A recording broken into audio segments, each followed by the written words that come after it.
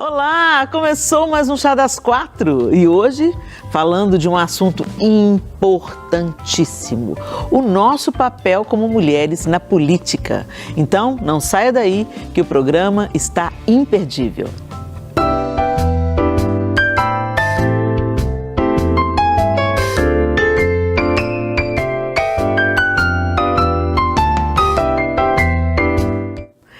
Eu, a Priscila e a Lorenza estamos muito felizes de ter mais esse chá, né, gente? Bom mais essa demais. oportunidade.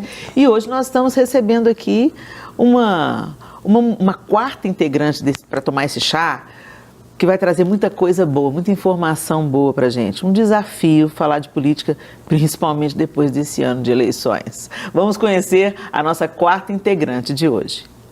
Sheila Oliveira é formada em Direito e pós-graduada em Ciências Penais. É delegada de polícia licenciada para assumir o cargo de deputada estadual. Em 2016, foi eleita a vereadora mais bem votada da história de Juiz de Fora. Em 2019, assumiu seu primeiro mandato na Assembleia Legislativa de Minas Gerais, sendo reeleita em 2022. Atualmente é vice-presidente da Comissão de Segurança Pública e preside a Frente Parlamentar Juntos contra a Pedofilia. Cristã da Igreja Projeto Ágape em Juiz de Fora, é casada com o deputado federal Charles Evangelista e mãe do José e dos trigêmeos, Marcos, Moisés e André. Gente, a Sheila do meu time, quatro. Seja bem-vinda, viu, Sheila? Obrigada, Helena. Muito obrigada pelo convite, tá? Glória a Deus. A gente está muito feliz de estar com você aqui e também para a gente poder conversar sobre esse assunto. Sim. Que podemos conversar sobre esse assunto. Gente, esse ano foi um ano desafiador, sim, né? Para quem estava minimamente ligado no que estava acontecendo no Brasil, foi um ano desafiador, mas a gente sabe que Deus está no controle de absolutamente tudo. E nesse período de eleições, né, que já está para trás, muita coisa foi conversada, muita coisa foi dita. E uma das coisas que foram ditas é que crente não devia se meter com política, que a igreja tem que confiar no Senhor e que não interessa, o Senhor tem o controle de todas as coisas nas suas mãos. Bom, eu vou oferecer para vocês a minha perspectiva. Sim, o Senhor é totalmente soberano, ele tem todo o poder e autoridade sobre a terra, né? Mas ele também nos chama para participarmos. O Senhor já podia dar a revelação do Evangelho para todo mundo, mas ele nos chama para proclamarmos o Evangelho, não é assim? Da mesma forma, na época do Império Romano, mas Jesus não se meteu com isso, mas Jesus... O povo judeu vivia sob a opressão de Roma, né? Eu acho tão interessante que Jesus, ele não desmereceu a política, ele a apequenou, ou seja, ele não fez dela o seu Deus. E é importante a gente falar isso. A política não é o nosso Deus, Deus é Deus. A nossa esperança está nele, a nossa fé está nele, mas nós estamos vivendo nessa terra. E nessa terra a gente tem que trabalhar pela justiça. A gente tem que ser, como diz lá em Provérbios 31, erga a voz em favor daqueles que não podem se defender. Seja o defensor de todos os desamparados. Isso é uma convocação que está lá em Provérbios 31. Aliás, um provérbio que fala especificamente para a mulher. Então, ali no versículo 8, se eu não estou enganado, esse verso, erga a voz em favor de todo aquele que não tem voz, né? Seja o defensor de todos os desamparados. Então, a gente sabe que a política hoje, ela é uma ferramenta, é um instrumento através da qual as leis são feitas, são votadas, a criança é exposta ou é protegida. Você está aí num nicho que lida com o combate à pedofilia, ou seja, você está erguendo a sua voz em favor daqueles que não podem defender-se. Então, nós precisamos, sim, nos mobilizarmos, conscientizarmos, educarmos a próxima geração para não demonizarmos nem tornarmos a política o nosso Deus, né? Equilíbrio é uma palavra que cabe bem aqui. E eu queria perguntar para você, Sheila, começa me dando o seu testemunho pessoal. Sim. Como é que é a sua experiência na prática de estar inserida na vida política de Juiz de Fora? Ou seja, você vereadora, seu marido deputado, quer dizer, os dois estão, né? O casal está envolvido na política. Como é que é isso? Bem, quando eu decidi entrar para a política, eu pensei mais no ponto de vista social, né? Eu queria fazer algo mais. Eu já sou delegada de polícia já há 22 anos e a gente enfrenta a criminalidade, cumpre a nossa obrigação, mas a gente sabe que tem muita coisa que antecede até que a pessoa chegue naquele fundo do poço. Né? A criminalidade é o fundo do poço. Então eu entrei com essa finalidade, com esse propósito. Eu não tinha... eu confesso, apesar de ser cristã já há muitos anos, eu não tinha essa visão, né, da importância do cristão na política. E eu tive essa experiência como vereadora em Juiz de Fora, na Câmara Municipal. Na época tinha um vereador, eu vou até citar o nome dele, vereador André Mariano, ele é pastor da Igreja Quadrangular. E ele era vereador lá e uma voz solitária, assim, representando, né, os cristãos, os evangélicos ali naquela Câmara Municipal. E eu via, naquela época, muitos embates, ele tinha muitos embates, ele era muito minucioso, muito cuidadoso, por exemplo, na época em que foram apresentar o Plano Municipal de Educação. Sabe? Aí ali ele encontrava nas entrelinhas algumas brechas que poderiam deturpar o ensino nas escolas, brechas coisas que poderiam dar espaço para discussões relacionadas à ideologia de gênero. Né, que nós cristãos não concordamos com isso. Sim. Né? Então, deixa as crianças ser crianças. Isso, deixa as crianças ser crianças. Ele enxergava isso. Eu, apesar de cristã, eu li, sou uma aplicadora do direito, né, um projeto de lei complexo, um plano municipal de educação. Confesso que eu não tinha essa visão. Eu falava, gente, o pastor André exagera demais, é muito exagero, ninguém vai fazer isso na escola. Você entendeu? Ninguém vai fazer isso, porque eu não sou da área da educação. No seu coração você subestimava, você achava que não ia chegar nisso tudo. Eu confesso isso, entendeu? Eu subestimava, aí eu falava assim, isso não existe. Sabe? E não tem tanto tempo, Helena, e as meninas aí, isso foi em 2016, logo que eu entrei lá. E tudo aconteceu tão rápido, antes não se falava nessa questão de ideologia de gênero, falava-se nas igrejas, né? Em alguns lugares de discussões políticas, e hoje não, hoje está acontecendo descaradamente, hoje nós temos projetos tramitando, inclusive na Câmara Federal, terríveis, projetos que permitem o incesto, por exemplo, né? Então, aí a gente nunca pensou viver isso, gente, isso é surreal. É surreal. Isso é surreal. É surreal. São coisas bem demoníacas, bem surreal, bem surreais. Assim. Então, só para explicar, deixar bem claro, Sheila, porque às vezes as pessoas... Incesto, o que é incesto? Nós temos na nossa plateia aqui todo tipo de mulheres. Então, gente, o incesto é uma relação sexual ou de casal, né, tal, com uma pessoa da mesma família. Então, o pai, se ele resolver casar com a filha, casamento entre irmãos, a sobrinha pode casar com... Quando eu falo casar, vocês entendem o que eu quero dizer com isso. Com o tio, né? Então, que não tem problema nenhum. A gente se ama. A gente é irmão consanguíneo, mas a gente quer casar. Isso é incesto, né? Isso é contra as leis de Deus e até pouco tempo era visto pelo mundo como uma aberração, como uma disfunção, como uma pessoa que precisava de auxílio terapêutico, psicológico, porque essa pessoa estava alterada de alguma forma buscando esse tipo de coisa. Hoje é isso que eles estão tentando normatizar. E assim, é inacreditável a gente imaginar que tem um número significante, inclusive, de parlamentares que apoiam esse tipo de coisa. Agora, deixa eu te perguntar. Foi tudo muito rápido. Você acha, Sheila, que eles apoiam porque eles realmente descriminalizam isso, eles acham que não tem nada a ver, que você merece ser feliz, porque essa é uma tônica do nosso tempo? Ou você acha que eles votam porque levam vantagem? Porque a gente sabe também que há um sistema de corrupção, que a gente briga, a gente ora, a gente pede, Deus afasta esse principado da nossa nação, que os meus valores têm preço. Então, mesmo que eu não acredite nisso, mas você me pagar bem, eu voto com o seu projeto. Existe isso na prática ou isso é lenda e imaginação da gente?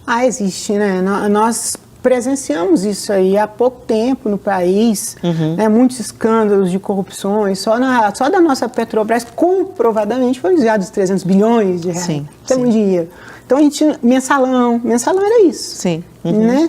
Então você vai lá, recebe a sua mesada aqui e vota com aquilo que me interessa. Isso. Né? E não só isso, Helena, tem a questão da manipulação de massa também, o interesse eleitoreiro, né? Você pegar um determinado número de pessoas que não são a maioria, mas é um número significativo, capaz de te reeleger, por exemplo, e que pensam bizarrices, então você passa a defender aquelas bizarrices, mesmo que você não faça. Porque eu vejo muitos casos de pessoas que defendem certas práticas, mas ela mesma não faz, ela não quer aquilo para os filhos, ela não quer aquilo para a sua vida, mas não se importa de que aconteça e continue acontecendo com a vida dos outros. Sim, isso a gente vê muito também, o que nós chamamos de manipulação de massa, que é escancarado isso. É aquela história do filme do Homem-Aranha, né? O Homem-Aranha não impediu o bandido, o assaltante, né? Ele estava revoltado, deixou ele passar, mas lá na frente vai atingir a gente, né? O que a gente vê hoje e não toma uma atitude para mudar, lá na frente, fala, não é nada comigo, não tenho nada com isso. Lá na frente, a coisa vira, porque a lei da semeadura é implacável. Nós vamos convidar para essa conversa uma cientista política, gente. Ela fala para a gente sobre a importância de estarmos de forma ativa na política. Eu venho aqui convidar você a refletir comigo sobre a importância de nós termos homens e mulheres de Deus, ungidos por eles, retos, íntegros, obedientes à palavra de Deus, nos espaços, nos cargos de poder e de liderança na nossa nação, dentre eles os cargos eletivos, os cargos políticos. Mas diferentemente do que você possivelmente já ouviu, eu queria trazer para você a origem, o porquê, de fato, nós devemos ocupar esses espaços de poder, seja eles na esfera política, sejam eles nos demais espaços, nas demais esferas, nos ambientes onde nós atuamos, onde nós estamos. Vamos voltar então a essa origem em Gênesis no capítulo 1, versículos 26 a 28, em que Deus, ele estabelece o propósito de nós, homens e mulheres, o propósito da humanidade, o propósito da criação. E no versículo 28, Deus nos dá um mandato.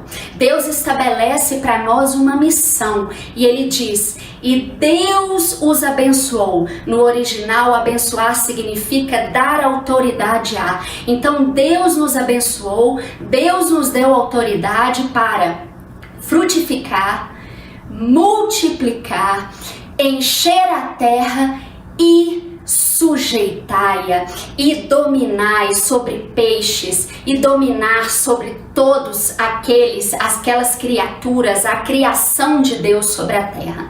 O verbo sujeitar significa governar, significa administrar, significa exercer influência, ocupar os espaços de direção, de liderança, e isso em todas as esferas. Nós temos, portanto, um mandato, um dever, um propósito divino de estar nos espaços de poder, o que inclui a esfera política. E por que isso? Porque nós sabemos que a obediência aos princípios, aos mandamentos do nosso Deus, geram bênçãos, geram prosperidade, geram justiça.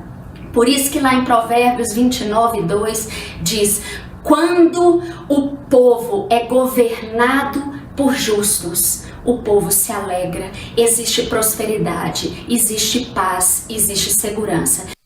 É isso aí. É muito importante isso, porque sempre houve essa ausência, né? E a gente viu isso historicamente. Onde a igreja se ausenta, as trevas tomam conta, né? E não vamos nos iludir aqui. Eu sei que que o jogo foi o contrário.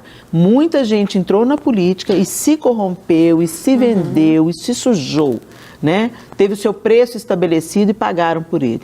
Mas, graças a Deus, muitos integrantes das mesas políticas em todo o Brasil são corretos, são íntegros e estão ali não para defender o interesse de um grupo de pessoas, mas para estabelecer a justiça para todos, oportunidade para todos, não é isso, Sheila? Exatamente. Porque é isso que é importante, às vezes as pessoas pensam que a gente é para entrar na política para cuidar do nosso bairro, do nosso grupo, apenas dos nossos interesses. Principalmente os candidatos que são muito ligados às igrejas evangélicas.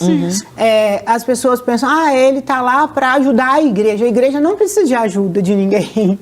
O Senhor cuida da sua igreja. O Senhor cuida. Deus também não precisa de nós. Nós precisamos dele. Né? Então, não é para isso. Né? O cristão, muito pelo contrário, a igreja ajuda a colocar uma boa pessoa lá para que essa pessoa trabalhe para todos. Isso de fato, trabalhe para todos. É isso aí. Essa colocação é importante, Sheila, porque eu acho que a gente está vivendo, assim como eu vejo na igreja, assim, dentro do ambiente eclesiástico, a gente está vivendo uma mudança geracional, né? Você vê pastores que foram maravilhosos, assim, que fizeram história, eles estão meio que começando a passar o bastão para uma próxima geração. Né? E eu acho que isso, com isso, a gente tem uma nova geração de cristãos que estão ouvindo outras coisas, enfim, geração vai mudando, né?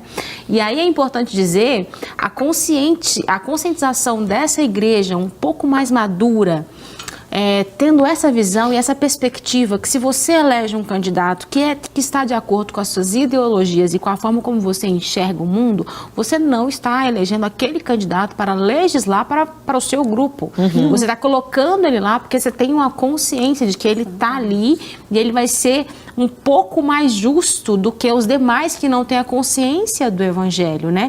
Então, essa bancada evangélica das antigas, que já está saindo, mas ainda está nas câmaras, ainda está no Senado, enfim, a chamada bancada evangélica antiga, ela está perdendo esse lugar, né? Porque realmente legislou para seu próprio benefício, em boa parte das vezes, para dar lugar e dar espaço para essas pessoas que estão chegando com essa nova mentalidade de que não, eu estou indo como cristã, como cristão, para legislar para um povo a partir da perspectiva que eu tenho do Evangelho. Exatamente. Eu mesmo sou exemplo. Eu sou evangélica, né? Tenho vários lugares onde eu busco votos. Eu vou na igreja porque, né, a minha crença mesmo. E eu passei 4 anos de mandato, meu mandato como vereadora, o meu pastor nunca me chamou para pedir nada para a igreja. Mas absolutamente nada, sabe que é nada. Sim. E nem interferir em nada. Isso é muito bom. No a nosso gente tem mandato, que ter essa no sensatez, nosso trabalho, nada. Excelente. Então, essa visão, a visão Você está sendo muito bem conhece... pastoreada. É verdade. Graças a Deus, né? É um pastor que não está buscando interesse. Ele não está elegendo um candidato simplesmente para buscar interesses, mas porque entende que você é uma pessoa capacitada, né? Com a sua vida para servir a nação, servir a sua cidade. Exatamente. Né? Vamos lá, pessoal, já estamos de volta no Chá das 4. E se você acompanhou o primeiro bloco, foi muito bom que a gente falou aqui, né, gente? São coisas simples que parecem óbvias, mas eu tenho aprendido que o óbvio também precisa ser dito, né? Quando você pensa que todo mundo já entendeu, tem alguém que não está entendendo. Então, só para dar um resumo do que a gente conversou aqui, que a gente não deve se ausentar dos lugares da nossa sociedade. Então, Deus nos colocou no mundo para nós influenciarmos, sendo sal e sendo luz. Onde que a luz brilha? Onde tem um tanto de holofote, ela brilha com mais intensidade, onde há mais escuridão. E a gente sabe que a política é um universo que decide a vida comunitária das pessoas. Então, nada mais adequado do que ter pessoas que entendem o propósito de Deus para o ser humano, ocupando cadeiras. Não para conseguir o favorzinho para o pastor, libera aquele lote, libera aquela licença. Não é sobre isso política séria. Política séria é quando um pastor, como o pastor da Sheila, reconheceu nela uma capacidade para ela assumir esse posto. Ela já era advogada, delegada, uma pessoa capaz de entrar na política. Ele a apoiou, ele ora por ela, mas nos 4 anos, por exemplo, que ela teve de mandato como vereadora, ou como deputada já, também. Ele nunca veio pedir um favorzinho para a igreja. Né? E sim, acontecem ocasiões que a gente pode pedir ajuda, né? Não tem problema nisso. Todo mundo pede porque a igreja não pode. Né? Agora, o interessante é saber que ele tem essa consciência, né? Porque tem gente que está querendo cavar oportunismo, gente oportunista, está querendo cavar oportunidade e benefícios, desfrutando dessa pessoa. Então, graças a Deus, eu acho que essa consciência está ficando cada vez mais clara no nosso meio, que a gente elege representantes, porque a gente acredita naquilo que ele pensa, naquilo que ele defende, como você luta contra a pedofilia. E eu queria falar sobre isso agora. Daqui a pouco nós vamos conversar também com uma querida que está entrando no universo da política. Mas quanto tempo que você está na política, Sheila? Desde 2016, foi um pouco rápido, né? Eu fui candidata a vereadora e fui eleita. Eu fiquei até surpresa, né? Assim, tive uma cidade de Porto de Fora, eu tive quase 10 mil votos. Uau, muita coisa. Muito voto. A média lá, 2.600, 3. Aí, passaram-se 2 anos, as próprias pessoas já colocam a gente, né, como candidata. Eu me candidatei a deputada estadual, fui eleita também. É sinal que você fez um bom trabalho, porque senão ninguém queria você de volta.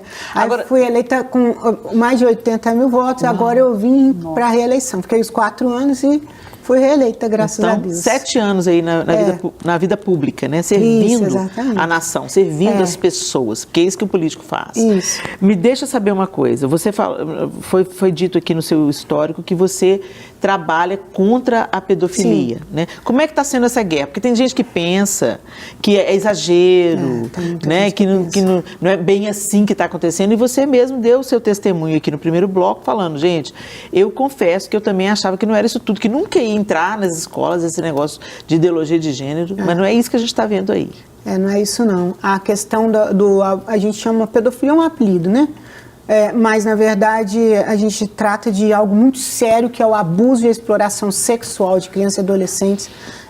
São muitos casos, são casos bizarros, coisas muito pesadas, que a gente lida no dia a dia. Eu, como profissional, né, agora estou licenciada, mas eu acompanho todo o trabalho das minhas amigas lá da DEPCA, principalmente aqui de Belo Horizonte, das outras cidades. É um caso atrás do outro, se a gente for acompanhar nos telejornais, isso acontece toda hora. Fora a subnotificação, que é muito maior do que os casos que chegam, porque a própria vítima muitas vezes não denuncia, ela sofre ameaça, ela sente vergonha. Está ligada a gente da família. Está ligada a gente da família. A família passa a mão, finge que não vê e quando descobre, não denuncia para não ter escândalos, essas coisas todas, sabe? Então, assim, são muitos casos, é uma perversão muito grande, eu acho que seria até tema, às vezes, de uma conversa só sobre isso, porque nós estamos aí com essa era da internet, a questão da indústria da pornografia, que hoje já é a terceira maior fonte de renda do crime organizado no mundo. Meu Deus do céu. Exatamente. A gente acha que isso é bobagem, não é. O smartphone é algo novo para todos nós, mas ele entrou dentro da nossa casa para confundir a cabeça de todo mundo, das nossas crianças a partir da mais tenra idade. Então, hoje, essa geração, eles são consumidores de pornografias. Consumidores. As pornografias, elas despertam sentimentos, elas despertam atitudes que muitas vezes, se a pessoa não ficasse ali olhando de forma contumaz, ela não faria. Então, com isso tem aumentado o número de abusos, o número de estupros mesmo, os golpes emocionais, onde as pessoas marcam encontro e abusam das pessoas. Então, aumentaram muito o número de casos, diversificou muito, e a polícia perde até um pouco o controle dessa situação. Tanto é que você, como delegada... É algo bem sério. Você, sabe? Como delegada, convivendo com esses casos, você resolveu ir para a política para tentar frear um pouco isso. Você disse que a pornografia, então, é a terceira renda do crime organizado? Do crime organizado. Uau! Gente. O crime organizado migrou para a pornografia. Hoje, dos principais investimentos da máfia italiana é a indústria da pornografia. Por trás dela tem tráfico de seres humanos, escravidão sexual, muitas mortes, tráfico de drogas e por aí vai. Uau. Engraçado que você posicionou no início da conversa a respeito do incesto. E veio na minha cabeça, eu falei, olha como que as pessoas não pensam. Quantas pessoas foram abusadas pelos pais e que, se isso for liberado, vai praticamente negativar tudo que elas viveram.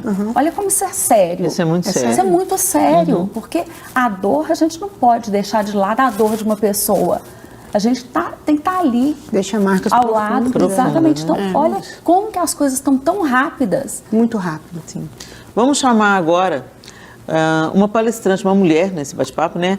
A palestrante Juliana Ferron. Ela trabalha hoje no Ministério da Mulher, Família e Direitos Humanos em Brasília, na Secretaria Nacional da Juventude. Ei, Juliana. Olá, pastora. Boa tarde. Boa tarde, minha querida. Tudo bem? E você? Tudo bem, graças a Deus. Como é que está sendo? Boa tarde, meninas. Oi? Como é que está sendo para você essa? Você imaginava entrar na política, Juliana? Não, pastora. Dessa forma, de cabeça, mergulhando, principalmente, quem sabe, num dos ministérios mais visados, né, nesse governo, Ministério dos Direitos Humanos. Não esperava, mas aceitei o desafio de Deus, né? Estou aqui há um ano trabalhando. E como é que está sendo? É tudo isso que a gente escuta falar, porque como você deve ter ouvido a nossa conversa aqui com a Sheila, ela trazendo para a gente esses dados alarmantes. Parece que as pessoas, gente, elas vivem num fantástico mundo de Bob, ou elas simplesmente selecionam aquilo que elas querem saber e ouvir.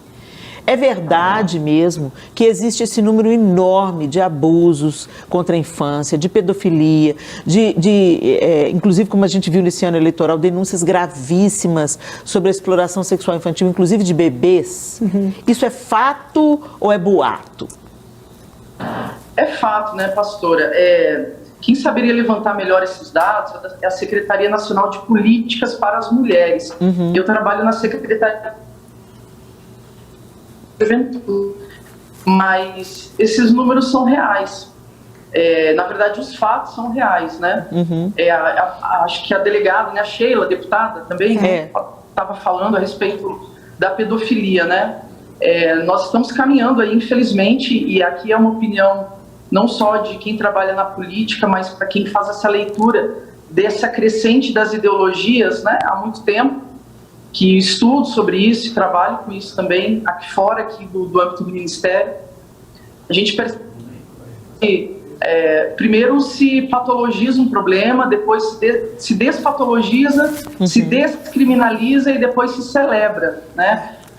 Nós vimos isso com relação a várias questões. E a pedofilia, infelizmente, parece que ela está caminhando para essa dessensibilização na sociedade há muitos anos. Não é de agora, né? Para que isso seja aceito com um menor rigor. Nós temos visto isso. Agora, os desafios dentro da política, né? São muitos. E eu estou trabalhando aqui tem um ano, e talvez o que eu vejo que é maiores dificuldades para uma mulher ou para um cristão dentro da política é justamente você conseguir ficar cingido com o cinto da verdade, pastora. Uau! Ou seja, você não negociar os seus princípios. Sim. Porque a todo momento você é convidado, né, a dançar conforme a música, a entrar em conflito e a negociar os seus princípios. E talvez é justamente por conta dos seus princípios que Deus te colocou num cargo de liderança como mulher, né? E a palavra de Deus fala em Efésios 6, né? Para que a gente se mantenha firme.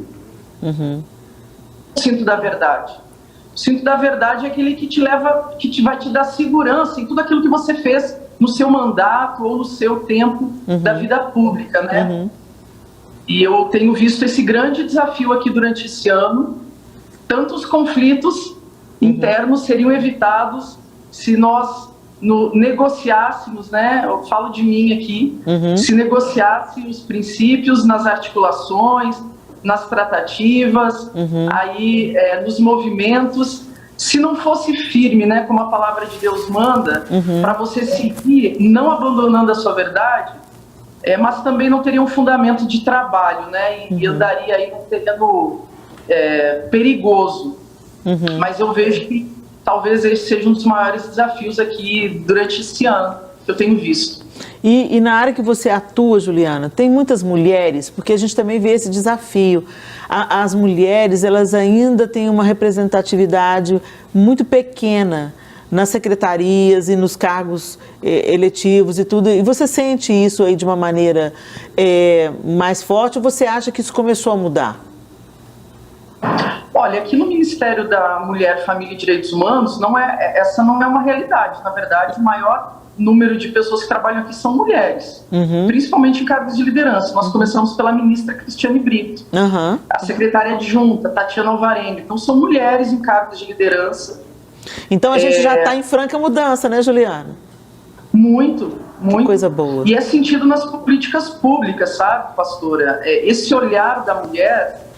Porque, assim, eu não acredito que necessariamente você ter uma mulher no cargo de liderança equivale a ter benefícios para as mulheres, né? Nós temos aí algumas personagens bíblicas que não trouxeram benefício para as mulheres, sim, como Jezabel. Exatamente. Ela estava no cargo de liderança e fez um estrago tremendo. Fez um estrago. Mas a maioria eu vejo como um positivo. O olhar de uma mulher desenvolvendo políticas públicas para as mulheres. Sim, e se me permite, eu gostaria de dar um exemplo aqui que eu acho que tem um olhar mais profundo para a mulher. Eu acredito que porque os personagens que estão atrás aqui do Ministério de Políticas Públicas para as Mulheres são mulheres, diretoras. A gente tem aqui diretoras nessa frente. Nós temos um programa aqui chamado Mães do Brasil, e que tem esse olhar para as necessidades mais profundas das mulheres que talvez um homem não tivesse, que é a questão do aborto, a questão do cuidado com a imigração das mulheres, violência sexual, agressão, amamentação, maternidade. Então esse programa foi criado em 2022 agora por esse atual governo, e que ele tem um olhar assim específico para necessidades profundas das mulheres. Mulheres egressas no sistema prisional brasileiro, elas precisam ter um olhar diferenciado. Então, esse programa, só citando, né, como ele é um programa sensível à necessidade por exemplo, de uma mulher que está amamentando num lugar público, em locais públicos. Então, é um programa voltado para uma atenção de necessidades de mulheres reais. Por exemplo, mulheres ou mães que estão à frente da sua família. 45% dos lares brasileiros, quem está à frente é uma mulher. Uau! Então, esse programa, ele está ali para ajudar a auxiliar essa mulher, que é muitas vezes mãe adotiva, que é muitas vezes mãe de uma criança com uma deficiência rara, com uma deficiência. 13 milhões de pessoas tem uma doença rara no Brasil, que tem uma mãe cuidando por trás. E muitas vezes uma mãe sozinha. Uma mãe sem um esposo, sem um marido, sem um subsídio de uma família. Então eu vejo que programas assim, criados por mulheres, acabam tendo essa sensibilidade, sabe, pastora? De realmente olhar para uma mulher que continua tendo uma vida social, que continua desempenhando um papel emocional e que não tem um olhar, por exemplo, quando ela recebe a notícia na sua gestação de que ela tem um filho que tem uma doença rara ou uma deficiência. E esse programa ele já acolhe essa mãe, já dá instrução para essa mãe e já acompanha essa mãe, porque talvez uma criança dessa precise de um cuidado por toda a vida. Que grande Então eu vejo muitos benefícios, sabe? Sim, sem dúvida nenhuma. Desculpa, eu falei demais aí, pastor. Não, mas imagina. Você falou coisas úteis e que traz pra gente uma informação que enche o nosso coração de esperança. A gente pede a Deus que esse tipo de programas continue acontecendo, continue em curso, né, para o bem da nossa nação. Juliana, muito obrigada, minha querida. Que o Senhor te abençoe aí na sua trincheira de batalha e te dê vitória sobre todas as circunstâncias. Viu? Deus te abençoe. Obrigada por ter participado com a gente. Amém. Amém. Gente, vamos agora para a opinião masculina. Vocês gostaram? Eu amei o que eu estou ouvindo aqui, gente, né? Glória a Deus, porque tem gente séria nesse país, tem gente séria tentando fazer o que é bom para todos. Vamos colocar uma opinião masculina e hoje na nossa conversa, no quadro Contraponto, quem fala é o senador Carlos Viana.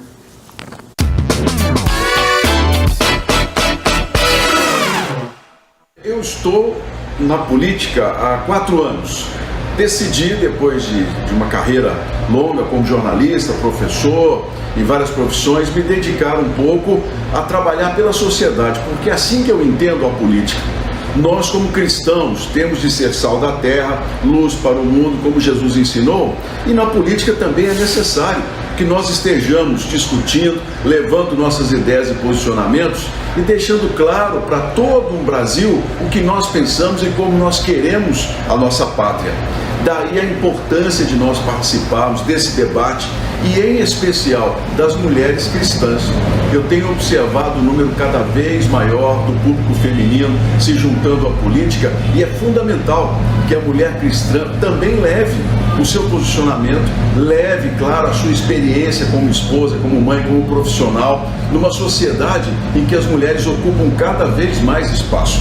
Nós já temos leis que garantem salários iguais, progressão de carreiras iguais, mas nós agora precisamos participar mais das discussões envolvendo o sexo feminino, as famílias, o que nós entendemos como casamento que Deus determina dentro das leis. Se nós deixarmos para que outros discutam, para que outros tomem decisões, naturalmente nós muitas vezes seremos perseguidos ou até mesmo não respeitados em nossos direitos. Por isso a importância de que a mulher cristã participe da política, leve o seu posicionamento e esteja conosco discutindo os rumos do Brasil. Muito bem, excelente. Excelente a opinião aí do Carlos Viana, senador Carlos Viana. E o nosso chá já está acabando. Ai, tanta coisa. Mas foi muito bom. Esse assunto rendia, não rendia, gente? Com certeza. Tem muito. tanta coisa que a gente quer aprender, que a gente quer entender, mas eu quero te agradecer, Sheila. Obrigada porque o senhor hoje trouxe umas informações para a gente muito sérias e é muito importante a gente ouvir alguém que está dentro, porque é muito fácil, né, de fora, a gente falar, não é nada disso não, colocar todo mundo no mesmo saco, né? Política é todo mundo ladrão. Não, gente, essa realidade vai mudar na nossa nação, em nome de Jesus, né? E a gente está tendo uma nova mentalidade e a gente espera que essa presença da mulher na política leve para a política integridade, honestidade, firmeza e generosidade. Que Deus abençoe muito você, viu, Sheila? Obrigada, viu, Helena, pelo convite. Eu fiquei muito feliz, muito honrado, né? Um privilégio para mim estar aqui, graças a Deus. Também a Lorenza, a Priscila, né? Muito obrigada aí por estarem me recebendo aqui, ouvindo um pouquinho das nossas ideias, das nossas lutas, que não são diferentes, né? Nós mulheres, nós somos muito parecidas umas com as outras. Deus fez assim, né? Os homens com as características deles e nós com as nossas, e os dois precisam caminhar lado a lado, né? Exatamente. A gente está construindo aí um país mais justo, mais humano, mais fraterno. As nossas características fazem muita falta, e na política sim. Hoje, nessa legislatura, nós aumentamos um pouco mais o número de mulheres aqui no Parlamento Estadual. Éramos 9, agora seremos 15, né? A partir de fevereiro. Bom. Muitas mulheres que ótima notícia, ótima conosco, notícia. Muito bom. Obrigada. Então, assim, obrigada de coração. Obrigada, tá bom. Meninas, Deus abençoe vocês. Obrigada também pela participação de vocês, queridas do meu coração. E você, nossa querida, nosso ilustre convidado também, né, que gosta aqui de conhecer um pouco mais do universo feminino. Que bom que você esteve com a gente. E eu espero ter deixado no seu coração esperança e propósito. Todos nós estamos por aqui, ainda nesse corpo, nessa vida, para fazer diferença. Então, seja fazendo política, atuando, votando, considerando nas leis, não apenas pensando em eleição, em época de eleição. Vai lá fiscalizar o candidato que você elegeu, né? E fazer diferença na nossa nação para construir uma nação mais justa para todos, claro, com a ajuda e direção do soberano sobre todas elas. Deus abençoe vocês. Até o próximo Chá das 4, se Deus quiser.